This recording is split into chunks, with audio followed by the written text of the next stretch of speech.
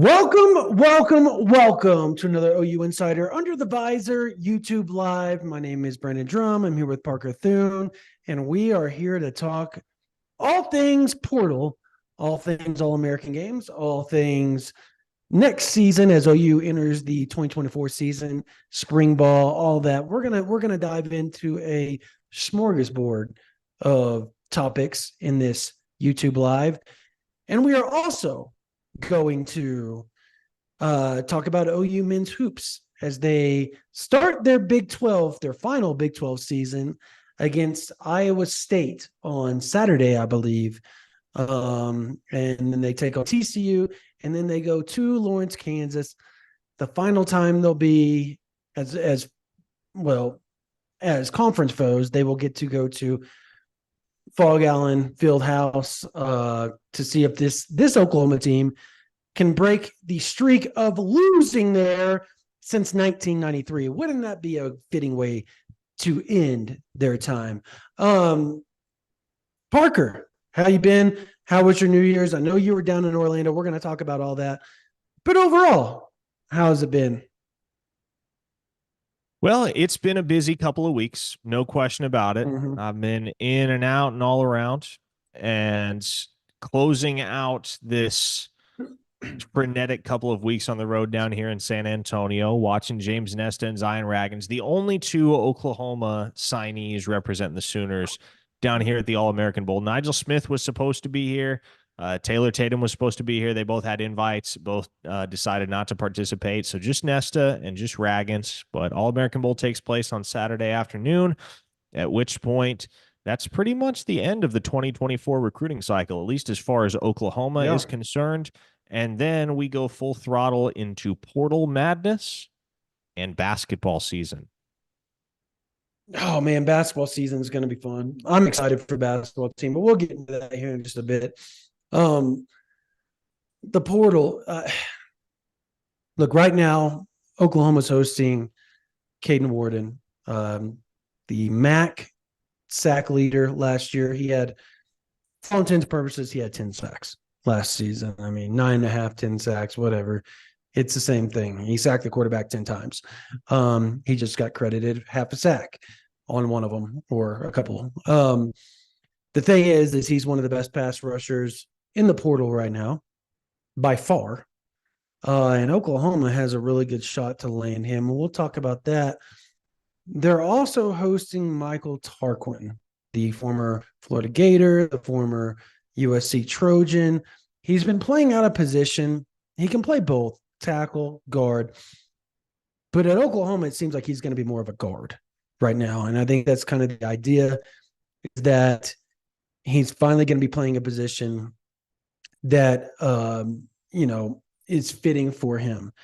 And then you've got the Casey Thompson stuff. And then you've got the, sorry, man, my nose is so dry up here in Colorado. It is so crazy. Then you've got the Casey Thompson stuff, and what's going on there in Oklahoma, potentially, pursuing him at a pretty fierce rate. We'll know more in the next 72, 96 hours, from my understanding of where that stands. And then they just got Jocelyn Malaska as a preferred walk-on, the Utah cornerback. I mean, Oklahoma's loading up. And then there's some buzz about some other things. I talked to TCU sources today. And how would you pronounce his name? Dominic or Demonic? It's demonic, yeah. And I kind of figured I don't want to say that. Like every time I'm like, I'm just gonna say Dominic. I don't really care. It's Dominic Williams. I just refuse to go Demonic Williams. But needless to say, there's some heavy buzz on that end that he has turned in his papers to enter the portal. Now, nobody will confirm that to me, and that's the problem we're lying into right now. They said if it did happen, expect an announcement around midnight or sometime tomorrow before 2 p.m. is what they said. So we'll see. We'll see if that goes. And if that is the case, it does sound like Oklahoma is a potential landing spot. I mean, that's where the buzz has been. I mean, that's not even coming from Norman. That's coming from people down in Fort Worth. Like the dude's eyes are like tunnel visioned on Norman for some odd reason. And have you heard the same thing? I have heard the same thing, and words kind of started getting around in that regard last night. That Mhm. and I think I heard, similarly, yeah. Brandon, it's not just people talking in Norman, right? It's more so people talking down in Fort Worth about the possibility of Demonic Williams getting in the portal. And it certainly sounds like if that is the case, if he does end up in the portal, then Oklahoma naturally is going to pursue him, and there would be a lot of mutual interest there. So that is certainly Yeah. a situation to watch, one to monitor, and we'll see where things go between those two parties if and when Demonic Williams is in the portal. Now you got me all messed up, Brandon. Yeah, I Uh, know. yeah, Demonic Williams, guy that would bring 2 years of eligibility if he were to enter the portal and land in Norman, for that matter. 6'3", 320 pounds. So big boy, somebody that you Yep. can throw in the interior, and he's just going to clog holes and take up space, which the Sooners need that in a big way and have for a while. Yeah, and I do want to confess that if there is a lag, it's on my end, guys, because I'm in internet hell in Crested Butte, Colorado. So we're trying. We wanted to make this work as much as possible, and if we can, we can. If we can't, we can't. But we're going to try to power through this. So we're praying to the internet angels that they bestow on us good streaming and bandwidth throughout this live stream. Anyways, Hola Kyle, we do have a super chat here real quick. Hola Yeah. Kyle, thanks for streaming. Thank you, by the way, Hola Kyle. Hola Kyle and I go back way a long time, man. That's a good dude right there. He has some of the best YouTube videos back in the day you will ever see. Sad that he doesn't do it anymore, or at least I am. He said, "Thanks for streaming, Parker." Or thanks for streaming. Parker, you called Tarquin a versatile guy, but also said he's a guy that had no business playing right tackle. Explain. And I agree with Happily, you on that, by the way. Go for it. happily going to explain that one. Hola, Kyle. The reality is when Michael Tarquin transferred to USC this past offseason, Oklahoma made a hard run at him. They finished as the runner up. If he hadn't gone to USC, he would have gone to Oklahoma. And it's funny, the reason he went to USC is because he just got married to Tony Baselli's daughter. And for those of you that aren't familiar with Tony Baselli, NFL Hall of Famer, college football Hall of Famer, longtime offensive lineman, and a stud for the Jacksonville Jaguars, who played his college ball at USC. So there was some influence exerted there to get Michael Tarquin to USC. But when Tarquin got out there to LA, he had never before, at least not collegiately, played on the right side of the line. He had played left guard and he had played left tackle. Playing right tackle and essentially having to mirror all of the footwork that you have honed over 4 years down in Gainesville, having to suddenly turn around and do it all from the right side as opposed to the left side. Any offensive lineman will tell you that's a difficult thing to do, especially Mm-hmm. when it becomes so ingrained in your brain that you're stepping this way, you're leading with this foot. Everything you do now, all of a sudden, you have to basically flip on its head and learn to do in reverse. And so that is why I would say Michael Tarquin had no business playing right tackle, because it was a position that was foreign to him, and not all that shocked that that experiment really didn't pan out. But I think Yeah. at Oklahoma, what you can count on is that footwork matters everywhere on the offensive line, no doubt about it. But playing guard from a footwork standpoint is easier than playing tackle. And so I see Tarquin as a guy that could realistically play three different positions at Oklahoma. I think naturally he could play left tackle and left guard, the two positions that he has played, in addition to right tackle. And then I think you could get away with playing him at right guard if you needed him to. But that's kind of the onus behind my statement that Tarquin had no business playing right tackle, just because he was thrown into a position that he'd never played before collegiately and expected to be the guy, expected to be the cornerstone. And there wasn't really a viable alternative for USC in that capacity. And so I think ideally what you would like is for Tarquin to come on in and be your left guard. And then you can slot Fabechi Nwawu at right guard, and you have your tackle situation pretty much figured out between Jake Sexton and Spencer Brown. If somebody like Jake Taylor or Logan Howland makes a run for one of those spots, okay, great. But you have two guys that you know can handle the duty in Jake Sexton and Spencer Brown. And then what? I'm so mature. And then obviously center. It's how you pronounce duty that I started laughing. You like me for you like duty.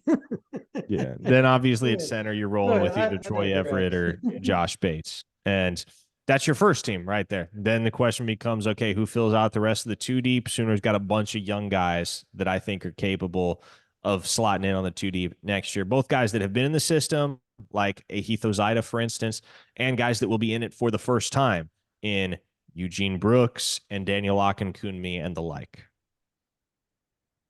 Yeah, and look, I'm trying to let me go back to my Twitter real quick, and I'll kind of throw this out here. And I'm not saying Oklahoma is going to go down this route, but if it'll load, maybe I didn't. Seth McLaughlin, out of the starting center for the Alabama Crimson Tide.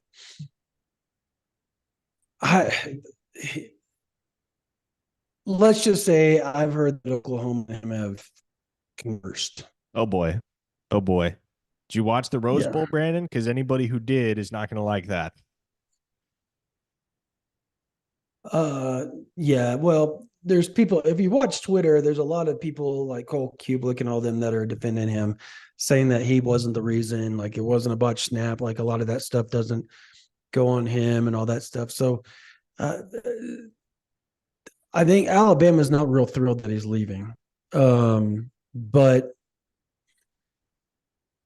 I also don't know that Oklahoma has a spot for him. And I think that's where the issue comes in. So numbers are getting tight, man. I think if you're Oklahoma, you have to listen, and talk.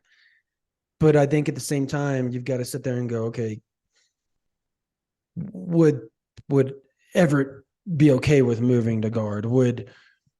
Would Bates be okay playing, a left or right guard, those type of deals. And I think Oklahoma really likes Everett's future at center. So I think that's the tough thing you have going there. But at the end of the day, just because they've had a few conversations doesn't mean it's going to lead to anything. Yeah. Well, and again, to kind of harp on the numbers conversation there, there's a handy scholarship chart up at ouinsider.com that lays out position by position every single scholarship and how it is allotted for Oklahoma heading into 2024. And look, right now, top to bottom, Oklahoma's got 88 scholarships. They got to get down to 85. And if you're trying to add 2, 3, even 4 more, then that creates even more of a predicament because you got to make the room, right? And so where do we say that, like, where do they take from going into the spring? Like, they have till the first game of the year to get down to, so they can go through fall camp with 88 guys. It's just a matter of Labor Day weekend. They've got to get down to 85.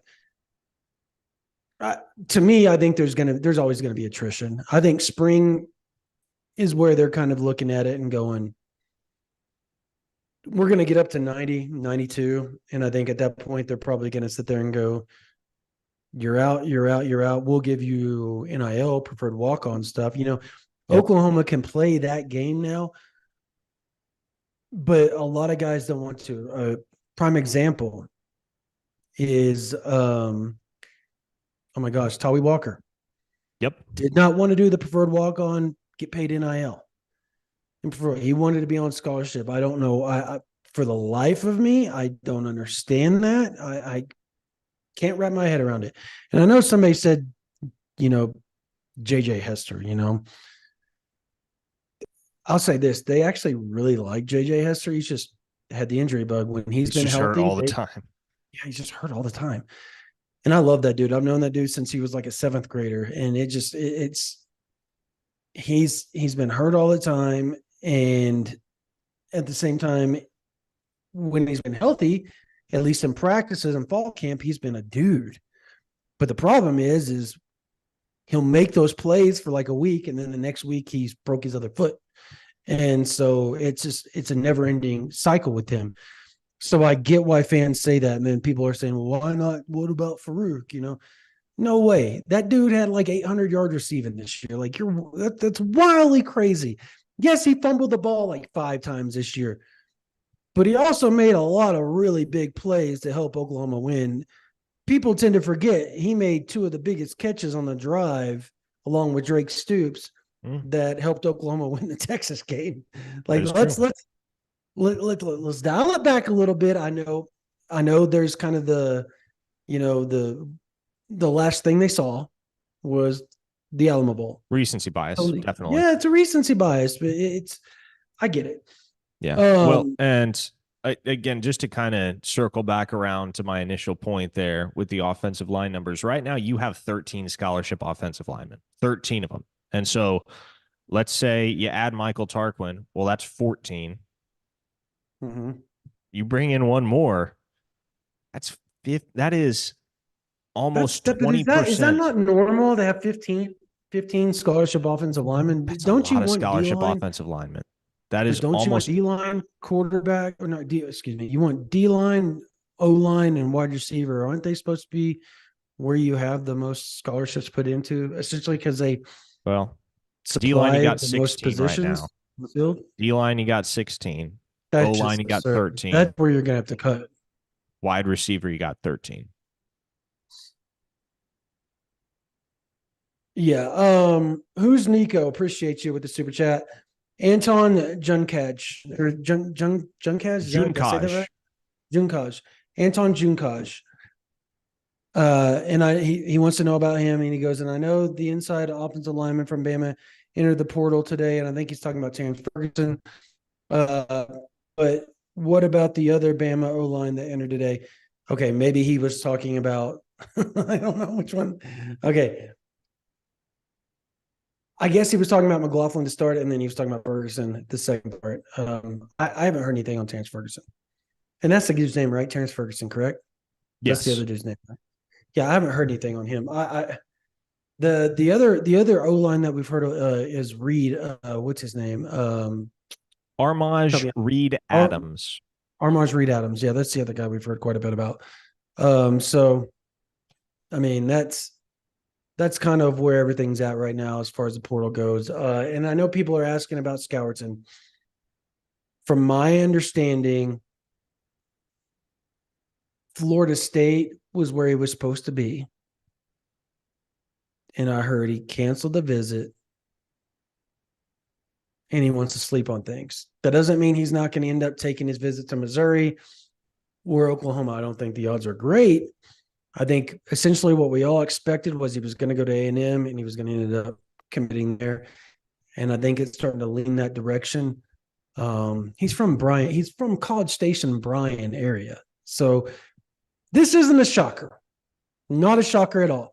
And Oklahoma had Caden Wallard on campus. So Parker, you and I both talked to the Wallards.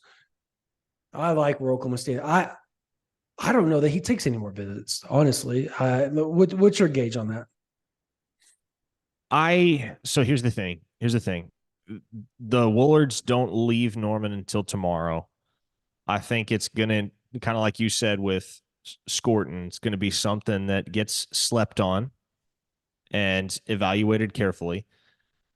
And I think, look, there's a very good chance those visits don't end up happening. Even if they do happen, I like Oklahoma's chances just because that family is all in with Miguel Chavis, all in with the Sooner staff. They have felt the love from the get-go, and you'd have a hard time convincing me that a trip to College Station and a trip to Louisville, even were they to happen, would do much to sway Caden Woolard away from Oklahoma. I think he's a Sooner. I think that's where this heads. I think that's where this ends up going. Yeah, I agree. I think Woolard is one of the. And I said that earlier. I talked to the people, the higher ups at Rivals last night. I was like, look, Malone needs ranked higher, Woolard needs ranked higher, and Sharp needs ranked higher in our rankings. And they said, totally agree. They've been trying to shuffle. Unfortunately, they've been trying to shuffle the ranking 24, 25, 26, doing the All American games and all that type of stuff all at once. So it's been a really hectic time for them. And you're around the holidays, National Signing Day, all that type of stuff.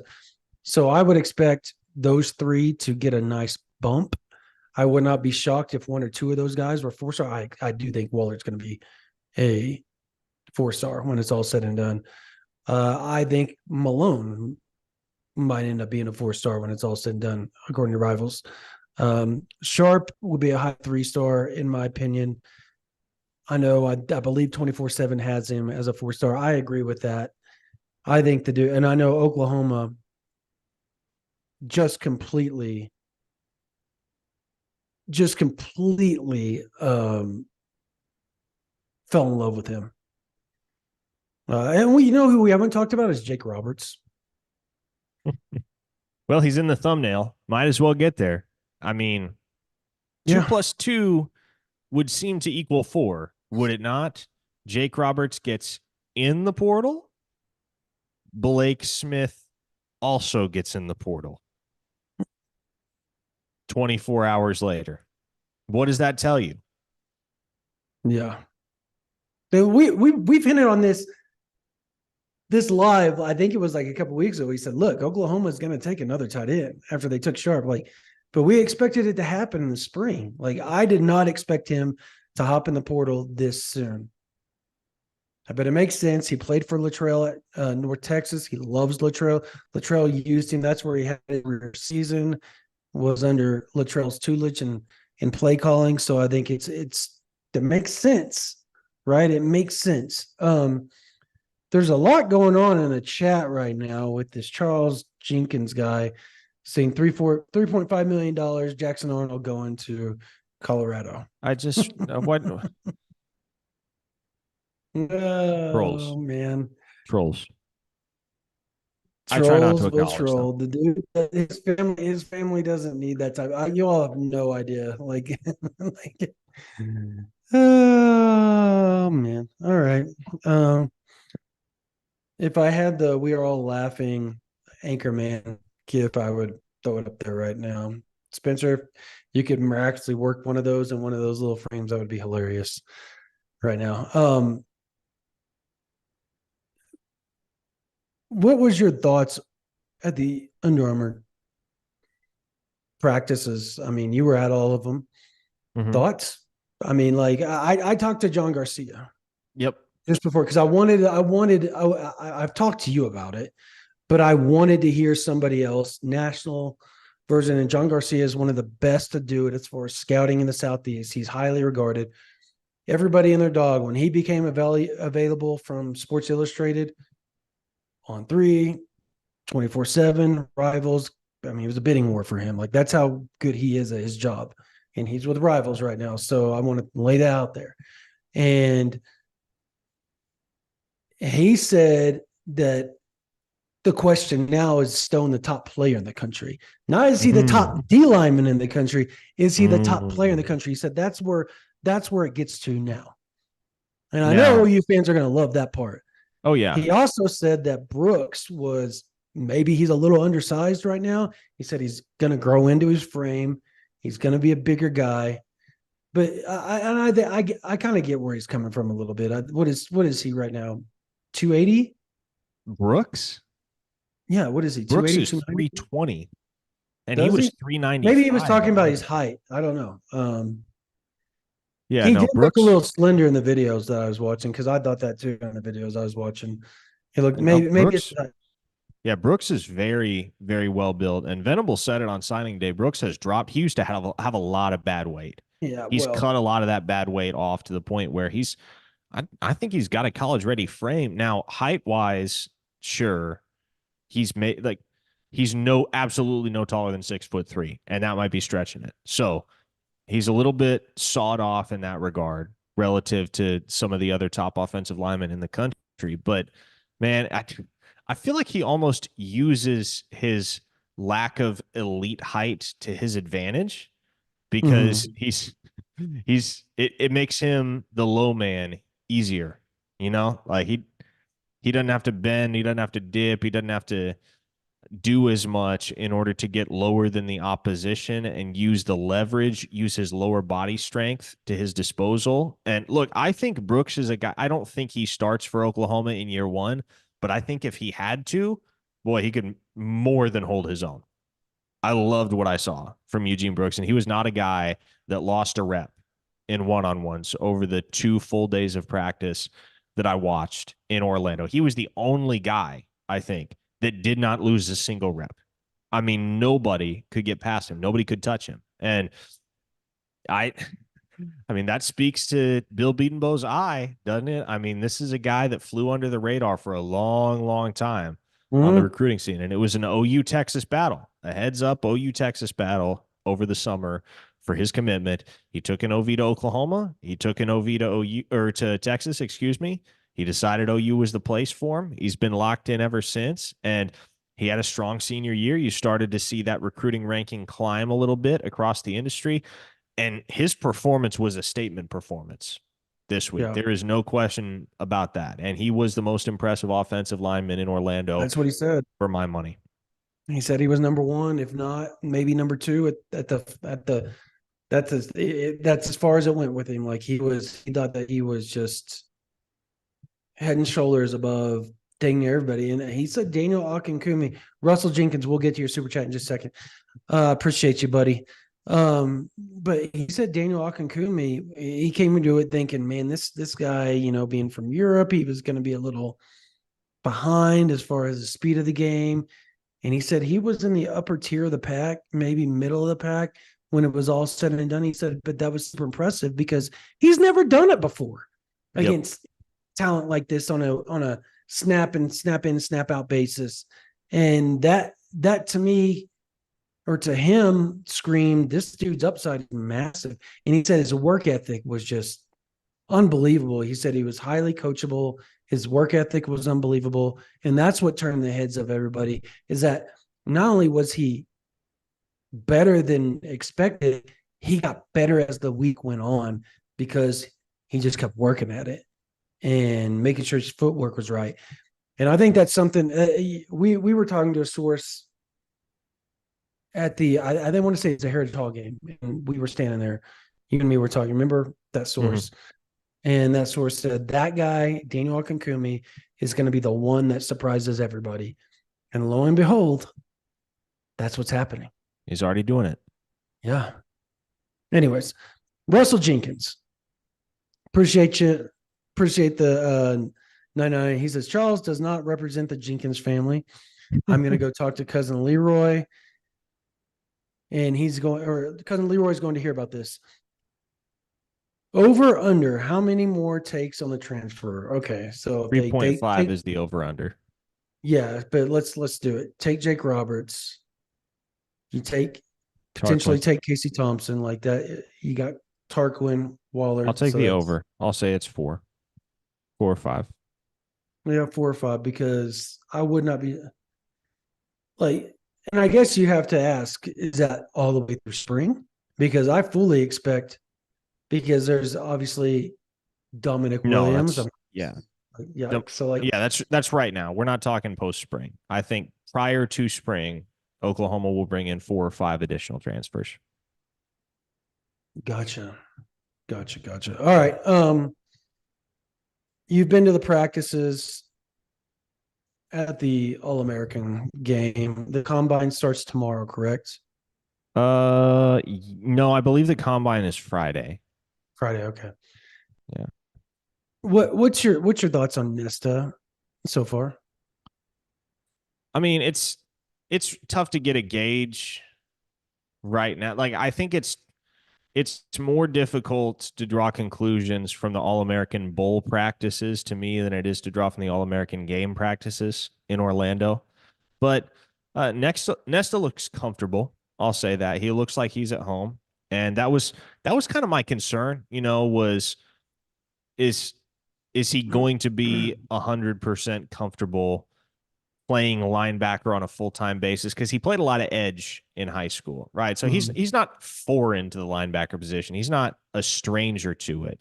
But he did play a lot of edge, and now he's going to be playing linebacker on a full-time basis. This starts this week down there in San Antonio. And it looks like he's at home. Athletically, he's impressive. Man, what you want a freshman linebacker to look like, i.e., not totally physically developed. And you can tell like Schmidt's going to be able to add muscle to his frame and make him more imposing. But you'd almost rather a guy, I think you would rather a guy come in a little underdeveloped than Mhm. a finished product physically, because, at that point you start to cap your ceiling. But yeah, Nesta looks good. Excited to see him at full speed on Saturday. Same with Zion Reagans, who, I mean, speed is his calling card. Has been, Mhm. will be at Oklahoma. Is He's he bigger somebody that in if person than you thought? bigger in person. Mhm. He always No, looks I mean, tiny on film. yeah, I So, mean, look, I'd seen him in person before, on the yeah. 7-on-7 circuit. He's not very big. He's not, like, it is what it is, but he doesn't have to be. You don't have to be when you're that fast. So, not something I'm all that concerned about. As to your question as to whether David Stone is the number one player in the country, uh, the number one player in the country is Jeremiah Smith. But after that, I think there's plenty of healthy discussion to be had over who's number two. And based on his showing this week in Orlando, I think David Stone has as strong a case as anybody for number two. I would consider him very much in the running for the honor and the distinction of being the number two player in the country. But number one is Jeremiah Smith. And for me, it's he's number one by a pretty sizable margin. We're talking about Stone, potentially number one player. Is that what you're saying? No, I get that. I could see Stone being top five. I think he might end up being the highest ranked guy that Oklahoma's taken in a while. I think that's the potential. Um, Particularly, you know, last year I think I want to say PJ was seventh overall. Something like that, But yeah. yeah, something like that. But I think he ends up going high, being higher than that when it's all said and done, just because he's more refined than PJ right now. And I think Stone's in the question that was kind of the funny thing I asked. Gage Winery and Stone, and he said the funny thing about Winery is that he's already like 260, 265, Mm-hmm. and he could be 290 by August, really easy. And well, when you go, you never know. Like you got to think about it.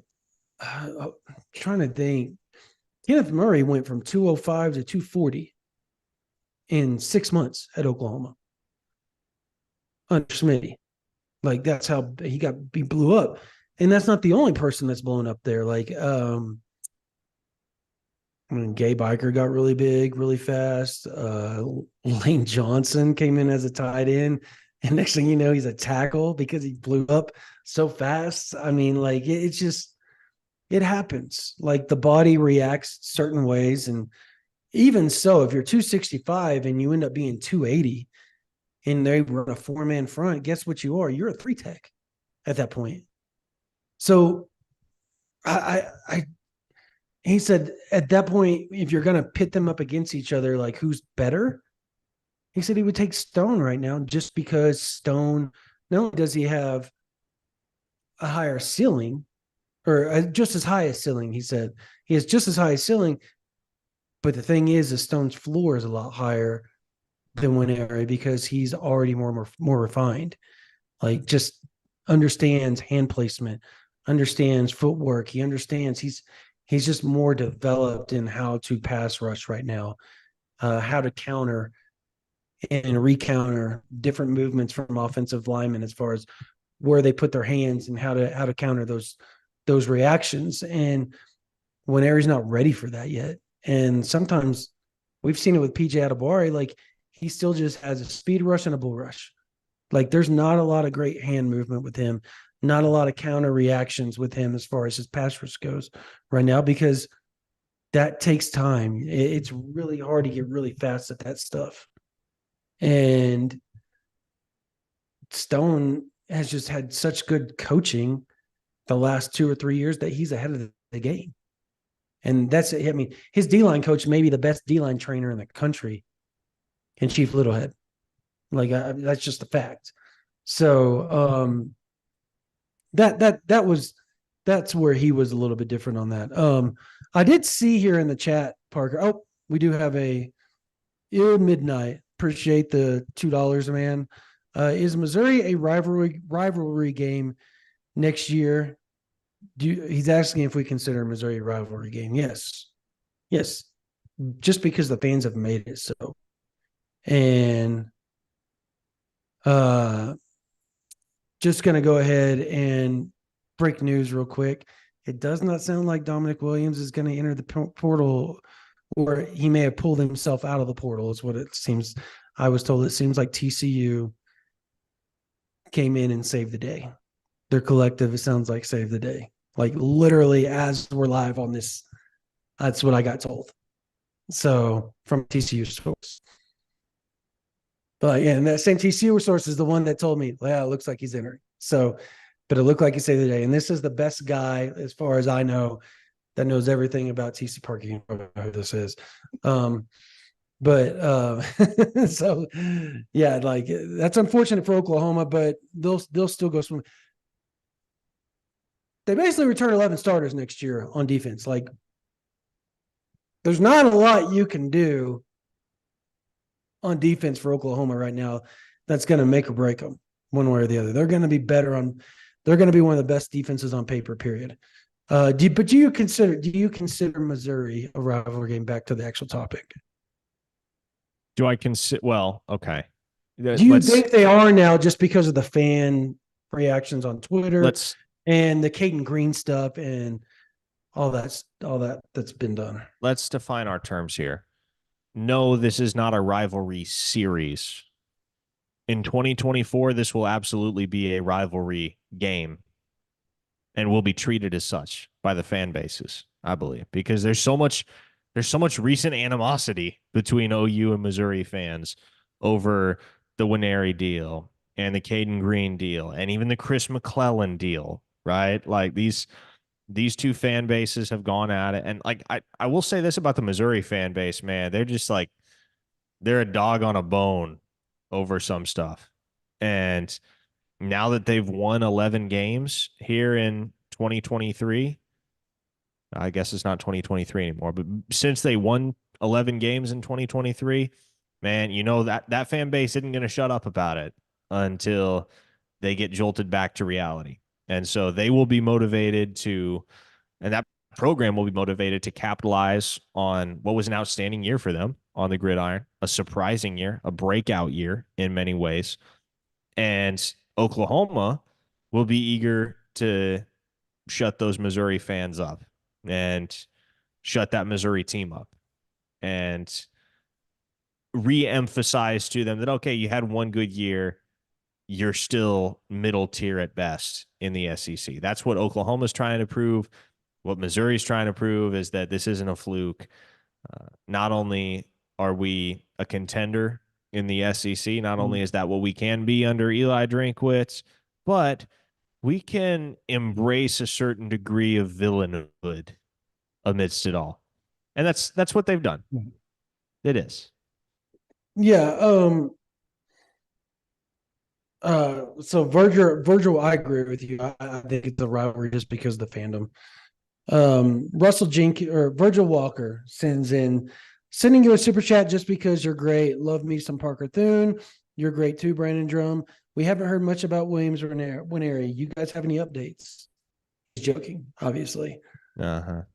Well, apparently he had a decent day today at the All-American game in Orlando. Sammy Chandler dropped a super chat and said On3 just released their top performers I'm for the not UA going All there. American Week and didn't Nope. include Brooks or Stone. Not going What's their there. beef with OU? Stone mentioned it was due to his relationship with On3 earlier. Look, I any list, any short list of top performers from the UA All American Week that does not include Eugene Brooks, I don't know what you're doing. I don't know what you're watching because we didn't watch the same event. We didn't watch the same group of practice sessions. Now, if you want to omit David Stone, I would disagree, but I would say that's fine because, like, obviously he's a 5-star. You're holding him to a higher standard. If you want to make the argument, okay, he didn't quite live up to his billing as whatever he is there, the number 19 player in the country according to their But rankings. That but everybody I else disagree with that. Disagree. Like I literally talked to the head people of the Under Armour. Like all week, I'm texting him. Like you're talking about the guys that run that game in that camp. I'm talking to them, and they're like, Stone is by far the best. He has proved it. Rep every 101. Every time they went team, nobody could run against him. Mhm. They were double teaming him during the game, and on a 4th and 1, that dude broke the double team and got a tackle for a loss. He caused 2 interceptions because of QB hurries. Like, what? It's just, I said I wasn't going to go there, but like, this is just ridiculous. It's Yeah, no, ridiculous. But when you have their head guy, and let me tell you this, I respect their head guy more than almost anybody in the industry because I've known him a long time. But he's not a big David Stone fan. It's been posted all over Twitter what he said. Like, so I think you kind of sometimes, I don't want to say there's politics in it, but Parker, we've been involved enough to know that there is some politics in this when it yeah, comes to well, rankings. And yeah, it's unfortunate because it screws kids. well, and it's confirmation bias too, right? You Yes. put a take like that out there, and if you put David Stone on your top performers list, well, then it either looks like you're just flat out wrong, or it looks like you're talking out both sides of your mouth. And so, again, that's why, from that perspective, I at least understand. I disagree with it, but I understand it. What I do not understand is how you can put together a list of top performers that does not include BJ Brooks, because everybody, everybody across the industry, any recruiting site you go to, apparently except for On3, anybody that you talk to that watched those practice sessions and was there throughout the week, they have been unanimous in dubbing Eugene Brooks one of the best linemen, if not the absolute best lineman in attendance. So that is indefensible in my mind. I think it's indefensible for both, honestly. Like I agree with you on Brooks, just like you said, on more than anything.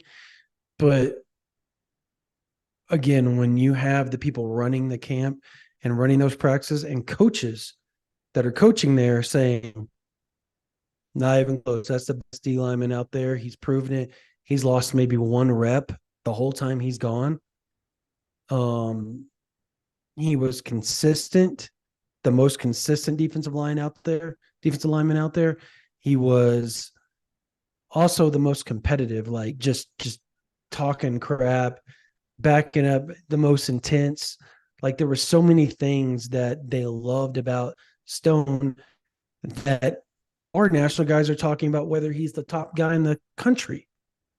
And I know for a fact that that's kind of the talking point with the other site 24/7. So like how is there 2, and then ESPN's kind of feeling the same, and then you have that one outlier that like what is it that makes them look at him completely different than the other 3 sites? I think that's the interesting thing. Do you see where I'm coming from? Like, No, I do. And what, again, I just, you know, and I like the weird part is that one of their bigger sites is the OU site. That's the weird part about it. It's alienating a heck of a lot of subscribers. So I don't know. Anyways, it would be like rivals coming after which they don't. They kind of like they do a really good job of their big sites kind of trying not to be very hot take-ish against them. Does that Well, make okay, sense? and like here's maybe a better way to phrase it, right? Or to kind of explain where you're going there, because I see what you're saying. Maybe a more uh like for clarity's sake, maybe a better way to explain that is when you conspicuously omit a guy like a David Stone from your top performers list, or you drop him in the rankings or whatever, right? Like you have, there are natural questions raised about your opinion of XYZ recruit, right? Generally, proactively, you're going to have an answer, a rationale, a response prepared for those fans to at least explain, okay, this is why we did this, or said this, or wrote this, or didn't include this Mhm. guy here, or did include him here. Like it, the fact that there isn't an immediate explanation for David Stone not being on the top performers list or BJ Brooks not being on the top performers list. Like I feel like that's a baseline expectation that you would have, right? Yeah. Like if you're not gonna include those guys, okay, fine. End of the day, it's all subjective. It's all subjective. I have my It opinion, you can is. have yours, but defend it. Tell me why you think that or don't think that. Yeah, no, I agree. And again, like they have a big OU site, so like that just to me just it was weird. It was weird.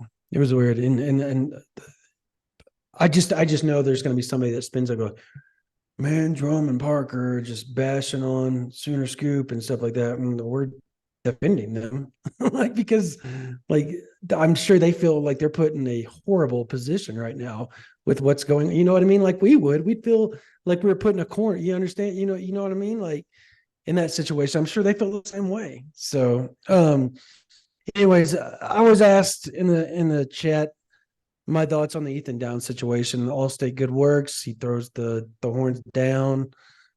Um, then I made a joke on Twitter.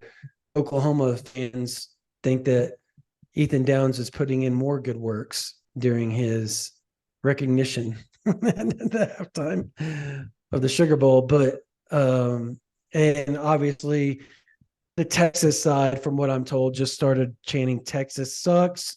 Their fans are berating him in the direct messages, which is weird. You had some Karen, some old lady that's like just being videoed going after him, which I think is hilarious. Um, and she's got to be nervous as all get out, dude. Just Parker, that she doesn't get found out and outed by somebody that knows what she was wearing that night and who she is, and that they just don't leak it. Not on purpose, but they tell somebody that they shouldn't, and then it just starts to spread like wildfires that it was that lady. Because I can imagine, and I don't agree with this part. I don't think it should happen, but I could imagine OU fans are going to come after her in the same with the same angst and ferocity and just just being just as trying to think of the word just mad, I guess. I was trying to think of the other word for it. But um yeah, I can't imagine just caring that much about somebody doing that, because guess what? It makes the rivalry fun. Like, who cares? They say OU sucks in their fight song no matter who they're playing. Like, it doesn't matter. They say OU sucks. That it doesn't matter who they're playing. And so who cares? Who cares? Like, it's really not that big of a deal. I thought it was funny. And I think it would be hilarious if a Texas player got up there and said, OU sucks in the middle of it, because I love a good college football rivalry, Parker. And I think this just adds to the fuel and puts fuel in the fire of what is already just an intense, burning rivalry between those two programs. Yeah, I mean, shoot, there might be more animosity right now between the fan bases of OU and Missouri than OU and Texas. And it's based on Twitter discourse. I would say that's fair over the last month or so. But OU Texas is obviously one of the classic rivalries in the sport, and it's always great to see those flames stoked for real because uh, it's what makes college football, right? Rivalries are one of And the greatest things about the sport. the word I was looking for was vitriol, by the way. It just hit me. Go ahead. Go Oh, ahead. I think that was all I had. Um, Okay. we have a So we have a Texas troll in the chat that's going yeah, back and Sandman's forth. on here all the time. He's in every chat that we're every time we do a Dang, live, Sandman's on here. dude, talk about rent free. That's fun. Hey, is what it is. Enjoy it, Sandman. So let's talk about the upcoming season. Oklahoma. Everybody has there's people that are like, oh, they're gonna go 6-6, 7-5. Come on. Come on. I mean, to me, I think the floor is 7-5, maybe 8-4. I just cannot imagine with what they return on defense Yeah, and and what that's they're my thing. doing. Like it's a totally different conversation if Danny Stutzman, Billy Bowman, and Woody Washington, or any combination of those guys, turns pro. But Yeah. it is not a stretch, nor is it hyperbolic to say that Oklahoma is going to have one of the most experienced defenses in the entire country next year. And experience plus Brent Venables historically equals massive success defensively. Yeah. So that has me optimistic. That has me really optimistic for where this Sooners team can go in 2024. Again, it goes back to what we were talking about on the post-game podcast last week, though. The offense is going to go as Jackson Arnold goes. It's as simple as that. And if he proves to be all that he's cracked up to be, then the ceiling for this team is immensely high, not just for that unit, but for the team. Again, I said it on that post-game podcast. I will say it again. There is no team on the schedule next year, save maybe for Alabama, that from a sheer talent perspective, Oklahoma is going to be looking up at. Right? Yeah. Yes, there are very capable teams on that schedule. There are very talented groups on that schedule. There is no team, again, save perhaps for Alabama, and I don't even know how we'll feel about Alabama by the spring, but there's no team on that schedule, save perhaps for Alabama, that you can point to right now and say that team is objectively more talented than Oklahoma. That team does not exist on OU's schedule. So I have to say, Blake Horton. Yeah, Blake, I'm gonna kind of call you out here. You said something earlier that I just kind of ignored, and I'm gonna go back to it now because you said Oklahoma is going to be Iowa next year, which I just think is super crazy. Um, oh, he's not a big fan of Latrell as an OC. Well, first off, Latrell had what, almost 600 yards of offense or 600 yards of offense during the Alamo Bowl. And if it wasn't for two fumbles inside the 8-yard line, he would have had 14 more points than what they already scored. So there's that. Uh, Jackson Arnold threw for 361 yards. Like, Iowa couldn't imagine having 600 yards of offense against one of the top defenses and one of the top teams in the country. Like, they just couldn't imagine that. So to sit here and say that Oklahoma's Iowa next year because they're going to be really good on defense, look, Jackson Arnold's going to improve. He's going to get all the reps through the spring. He's going to get all the reps through fall camp. He's going to get all the coaching up that he wants to. He knows that he's going to be the guy, so his film study is going to go up. It already was at a high level. It's going to go up even more.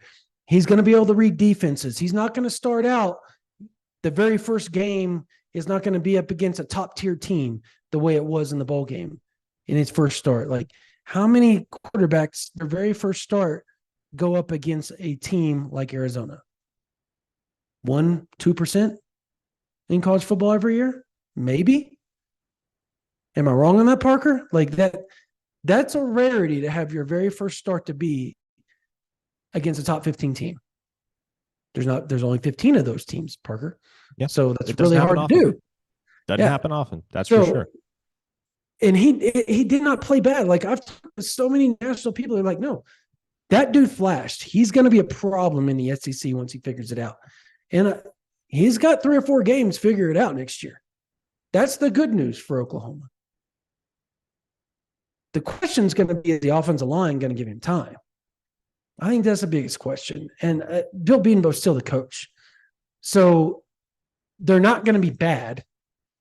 They may not be the standard at which Oklahoma has been known for over the last decade, but they're not going to be bad. That's why I say 7-5, 8-4 is the floor. If they can figure that part out, Parker, with the talent they have on defense and what they brought in through the portal and what they brought in through the 2024 class and what's already returning next year, Oklahoma could be a big problem for people in the SEC, like a big problem. Yeah. But they've got a piece of, it looks great on paper. They look great on paper. OU looks really good on paper.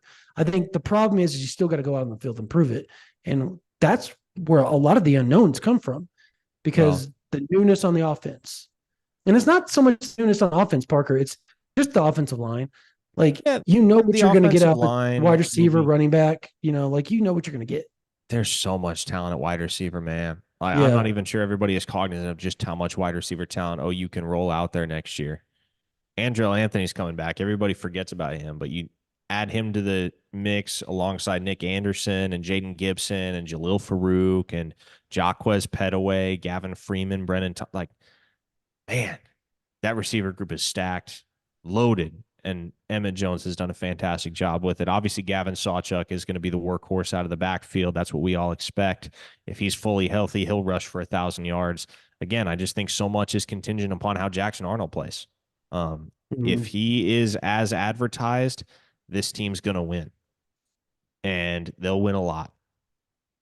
Yeah, no, and look, everybody keeps saying in the chat that they're going to run a different offense. They're not going to run a different offense. Like, it's going to have a lot of variations, different than it's going to have the same base as far as, so it's going to have still a lot of the Briles kind of principles, but Luttrell has had such good tutelage over the years. He's been under Heupel, who was the Briles guy now, right? But he's been under Heupel. He's been under obviously Lebby. He's been under Kevin Wilson, Chuck Long. He's been under Mangino. He's worked under Leach, the Pirate. And he's Fedora. Like, the 7 guys that he's worked under are offensive savants. So he can keep the principles at which Oklahoma and a lot of the verbiage and everything. And then what he can do is he can intermix some under center stuff that Jackson's very good at, by the way. He can mix some spread offense, principles in there, and put his own little footprint on what Oklahoma's offense is. And I think that's what you're going to see. It's going to look very similar, but it's going to have some different formations. The H-back's going to come back and be used a lot more. I think it's just going to be kind of a tweaked version of the Briles offense, but it's not going to be this completely different. And what I was told that was from very, very, very, very, very, very close people that wouldn't know that. Like, that's kind of their deal. So I want people to understand that. So, but he also didn't get to put any of his footprint or anything on the offense leading up to the bowl game. He didn't have time between transfer portal recruiting, compliance stuff, getting ready to go out on the road recruiting and all that. Just didn't have time to do that. So he's got 8 months. It's going to be fun to see where this offense goes, Parker. All right, we got 2 super chats, and then we're going to have to shut this thing down and talk a little bit about the OU basketball team before they head into the Big 12 play. Okay, really asking because I might have missed it. Status on leaning on Farouk coming back. I haven't heard any buzz on Farouk leaving. I don't think you're muted. So what'd you say? I said he's coming back. Where's he gonna Yeah. go? Yeah. I don't know. And then Ill Midnight, appreciate you again with $5. I think Temple and Maine are the only really easy games next season. I think at worst 75, at best 11-1, but realistically, I'm hoping we at least win 9 games. Look, I'm a 9-3 guy next year. I think 9-3, 10-2 is probably where they're at. And to go into the SEC with that schedule that Oklahoma has, that is brutal, by the way. If you can win 9 or 10 games, you might sneak yourself into the playoffs with that schedule. So that's kind of where I'm at. 8-4 is kind of the cutoff where you're not going to make it. But I think if you win 9 or 10 games, you might be able to slide in there, especially if one of those games is W is over in Alabama or trying to think, or at Auburn or at LSU late in the season. I think that you can pull that off. I think that would be huge for Oklahoma. All right, Parker, this basketball team, what are they, 12, 13-1 right now? They play Iowa State on Saturday. They're ranked 11th in the nation. Porter Moser has himself a chance that he could have a 5-star And yeah, center, hey, power folks, forward. Like listen. If you what? if you want the juice on OU hoops and hoops recruiting, OU Insider's the place to be because our guy Brody Lusk, man, he is one plugged in dude. And he went ahead and dropped the future cast today in favor of Oklahoma for the number 16 player in the nation in the Yeah. 2025 class. And there's a very intriguing detail that Brody posted about that player, Oswin. I'm going to take a stab at it. Oswin Erumunse.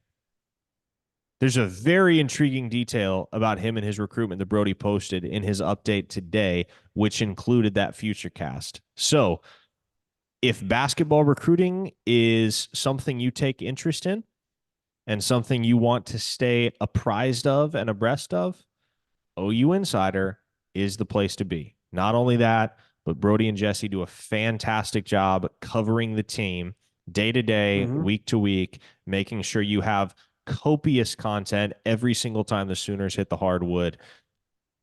Obviously, the calling card is and will be football and football recruiting. I mean, that's what drives the market in Oklahoma. But Porter Moser and this basketball team, they're legit. You're starting to see the ramifications on the recruiting trail. And as they get ready for Big 12 play, they're going to have one final chance to end that drought at Allen Fieldhouse in a week and a half. Knock off the Kansas Jayhawks for the first time since 1993, 1992, 93. I'm not I don't know the exact year. I should. I don't. Someone in the chat knows, but it's been 3 decades plus since OU won there. They'll have a chance to do so in a week and a half. Last Big 12 road trip to Allen as a member of the conference. So we'll see if they can get it done. They look good. Do they go in with only one loss?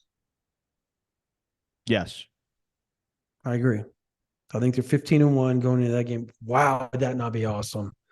Oh, wow, would that be awesome? Like that just when is the last time an Oklahoma team started out like that, by the way? The 2016, they didn't start. 2016. I think they were like 14-2, though, weren't they? I want to say they were like 14-2. I don't recall. But they were close to that. I think that was the last time. So it's been 8 years since Oklahoma's had a team like this. So I hope you guys go out and support them. They're really, really good, and I think they're going to make a run I think they're going to make a run in the NCAA tournament as long as they can stay healthy. I think they make a run because their guard play is where it's at. Like I think that's their strength, their wings and their guards, and that's how you win in the tournament is your guard play. Everybody, old school basketball was down low since about 2005 on. It's been guard play is what wins you in the NCAA tournament. Oklahoma has a plethora of that right now. Also, and I know it's really not on topic, Thunder up. I know they lost tonight, but man, they're awesome. Parker, they're awesome. The best team in the NBA, baby. Best team in the NBA. All right. That's going to do it for this version of the OU Insider under the visor. Sooners YouTube Live. If you're not a member of OU Insider, go. Parker talked about it. We're covering basketball better than anybody right now, and it's not even close. We've got you covered on the transfer portal. We've been ahead of a lot of almost everything. And we got breaking news right here. You just heard it.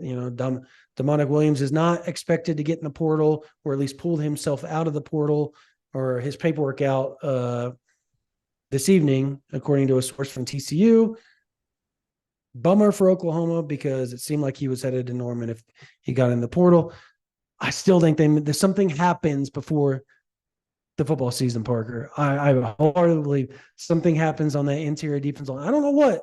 I really don't know what, but I think Oklahoma makes a run at something before the football season as far as nose tackle goes, because Dejon Terry's really good, but they need depth there. That's pretty much the one spot on defense that they need depth, is the nose tackle.